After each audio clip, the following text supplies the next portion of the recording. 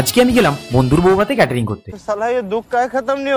প্রথমেই সকালে এক গ্লাস কিসমিস ভেজানো জল খেয়ে এক্সারসাইজ সেরে ফ্রেশ হয়ে গোছালাম নিজের শয়ন সজ্জা। আচ্ছা, তারপর ব্রেকফাস্ট সেরে আমি, রঞ্জিতা, সুমন আমরা তিনজন মিলে গেছিলাম মঞ্জুশ্রীতে মেডিকেল ডায়াগনস্টিক সেন্টারে, যেখান থেকে মেডিকেল রিপোর্টটা নিয়ে বাড়িতে ফিরে সাটালাম মাছের ঝোল আর ভাত। তারপর আবারও তিনজন মিলে চলে গেছিলাম একটু টাটা স্টিল HMC ডিভিশনে, যেখানে কিছু কাজকর্ম মিটিয়ে বাড়ি ফেরার সময় দেখি একটা পায়রা পাখি নেই এক সাইডের পা, যেটা সত্যি ওই পায়রা পাখিটাকে দিচ্ছিল খুব বেদনা, যেটা ওরা কিভাবে সবাইকে বলবে, কারণ ওরা যে কথাই বলতে পারে না। ঠিক বলেছো। তারপর বাড়িতে ফিরে সাইকেলটা নিয়ে একদম 5:59 পৌঁছালাম আমি ব্রজলাল চৌক। আরে বেটে, তুঝে থকান নেই লাগ রহি ক্যা? যেখানে আমার সাথে দেখা হলো শুভদীপ, সুভাষ, তুহিন এবং সাথে সূর্য। তারপর সবাই মিলে চৈতন্যপুরের রাস্তা ধরে গিয়ে বারবাসুদেবপুর বা ঘোষের মোড় থেকে বাঁদিকের রাস্তায় প্রায় 13 কিলোমিটার সাইকেল চালিয়ে গুগল ম্যাপের সাহায্য নিয়ে পৌঁছালাম আমরা লালপুরের কাছে বলরাম ভাইয়ের রিসেপশন সেরেমনিতে।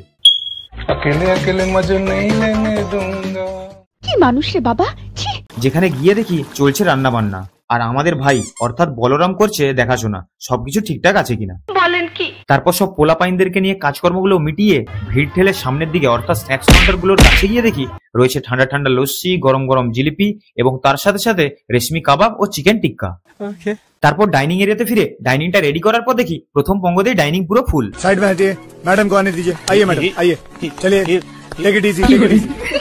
আমরা যতক্ষণে খাবারগুলো পরিবেশন করি তোমরা ততক্ষণে কমেন্টে এসে বলে যাও আমার এই ভিডিওটা তোমরা কোথায় কোথায় থেকে দেখছো, আর এই লালপুর এবং দেউলপোতা সংলগ্ন এলাকাতে কাদের কাদের বাড়ি। আমার আগের ভিডিওতে যারা কমেন্ট করেছিলে, ইউটিউবে আমতলা থেকে রিক, ফেসবুকে হলদিয়া দুর্গাচক থেকে রিঙ্কি সরকার, নন্দকুমার থেকে রিঙ্কি সামন্ত, বাবুরহাট থেকে বুদ্ধদেব অধিকারী, নবদ্বীপ থেকে সজল ঘোষ, তামিলনাড়ু থেকে প্রবীর জানা এবং ইনস্টাগ্রামে জগৎপুর থেকে নটিন আশ্রিন, পুরুলিয়া থেকে 7G, ব্যান্ডেল থেকে সমু অফিসিয়াল, মহিষাদল থেকে সোনাই 70, তোমাদের সবাইকে জানাই আমার তরফ থেকে অনেক অনেক ভালোবাসা। যাই হোক, খাবার পরিবেশন করার সময় আবার আমার ফ্যামিলির কিছু দর্শক দাদা থেকে শুরু করে কিছু দর্শক সুন্দরীদের সাথেও দেখা হলো।